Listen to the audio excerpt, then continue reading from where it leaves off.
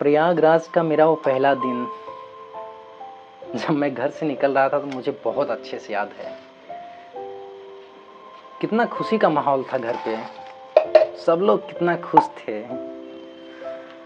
मैं भी खुश था बट थोड़ा उदास भी था क्योंकि घर से पहली बार बाहर जो निकल रहा था।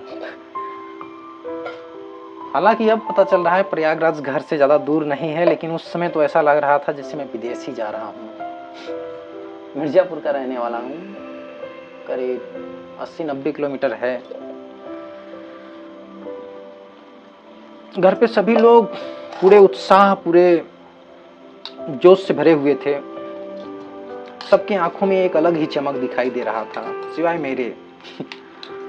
मेरे आंखों में थोड़े थोड़े आंसू भी झलक रहे थे, क्योंकि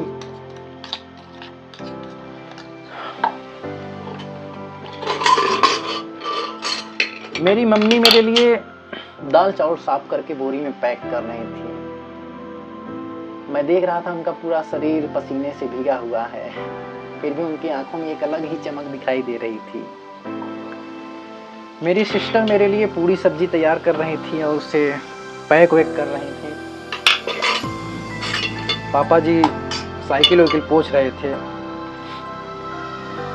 सामान को लाद के मुझे छोड़ने के लिए, और मैं भी अपने उदास चेहरे से अपना जो है शर्ट पैंट और बुक्स को पैक कर रहा था। मुझे लगता है कि मेरा वो पहला दिन था, सॉरी आखिरी दिन था, जिस दिन मैंने कपड़े को इस्त्री किया था। उसके बाद आज तक कभी इस्त्री किया ही नहीं। इसी बीच मेरी दादी आती हैं। उनका ये ज्ञान मुझे सच में बहुत काम किया। वो कहीं देखा बाहर जाते या अच्छे से जाया, संभल के जाया, चोर चक्का बदमाश से बच के रहा, अच्छा दोस्त बनाया। ये नहीं कि जाए वहाँ घूमे सुमई लगी, घूमे वाले दोस्तों के साथे दूर रहा। अब पढ़ा, खूब मन लगाई क्या। जाना था ना पापा कितना मेहनत करत हैं खेती किसानी में, कितना मेहनत बा, पैसा कैसे कैसे इकट्ठा करके तो देंगी। वहाँ रूम लेबा, रूमवा कितने के मिला बा बतावा दाई?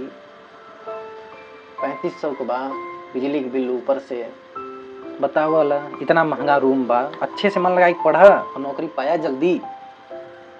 तार शादी ब्याह तो करेगी बा ना, नौकरी ना मिले तो सदियों ना होए तहार। जाना था कि नहीं?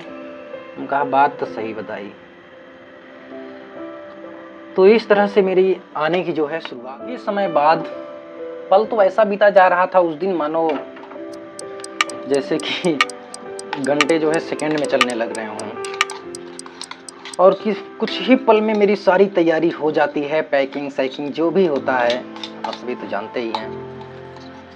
फिर क्या, मैं बैग को अपने पीठ पे लाता हूँ, पापा जी साइकिल पे जो है गेहूँ चावल जो भी था लाते हैं और लेके चल देते हैं मुझे छोड़ने मेरे सपनों के शहर प्रयागराज में। और फिर मुझे वहाँ पे ऑटो स्टैंड तक वो छोड़ते हैं और बैठाते हैं। चरण स्पर्श करके उनका आशीर्वाद लेके ऑटो में बैठ जाता हूँ। अब ऑटो जैसे जैसे दूर जाने लग रही थी मेरे गांव से, मेरे आंसू भी धीरे धीरे स्लो मोशन में नीचे गिरने शुरू हो रहे थे। मुझे लग रहा था कि मैं कहाँ जा रहा हूँ, कैसे रहूँगा, कैसे लोग मिलेंगे। फिर वहाँ पे मैं स्टेशन पे आता हूँ और ट्रेन टिकट लेता हूँ। पहली बार था, टिकट लिया था। फिर क्या, मैं प्लेटफॉर्म पे बैठ के ट्रेन का वेट करने लग रहा था। एक ट्रेन आती है और मैं देखता हूँ और घबरा जाता हूँ। अरे बाप रे, ट्रेन में इतना धक्कम धुक्की, इतना जबरदस्त कंपटीशन वहीं से शुरू हो गया बैठने के लिए। सब एक दूसरे को धक्का मार के आगे जा रहे हैं। तब मुझे पता चला अब कि असल में कंपटीशन तो वहीं रास्ते से ही मेरा शुरू हो गया था। फिर एक अंकल जी आते हैं, बगल में बैठते हैं, कहते हैं बेटा बैठ पाना तो बड़ा मुश्किल है, ऐसा करो अब चलते हैं बस उससे। कहें जी अंकल जी मैं भी बैठ नहीं पाऊँगा। मैं वहीं से अपना पहला कदम पीछे की ओर खींच लिया। कंपटीशन शुरू ही नहीं हुआ कि मैं हार मान गया। फिर आया बस स्टैंड पे, बस लिया भाई हम दोनों, फिर हम बस पे बैठे और फिर वहीं बस में हम सोने लग रहे थे। और तभी मुझे लगा कुछ समय बाद कि मुझे कोई पकड़ के हिला रहा है, उठो बेटा उठो, जाना नहीं है क्या तुम्हें, प्रयागराज आ गया है भाई, उठ जाओ। फिर मैं उठा अपना भाई, सामान वामान उतारा, बस वाले भैया सामान उतार के दिए नीचे हमको।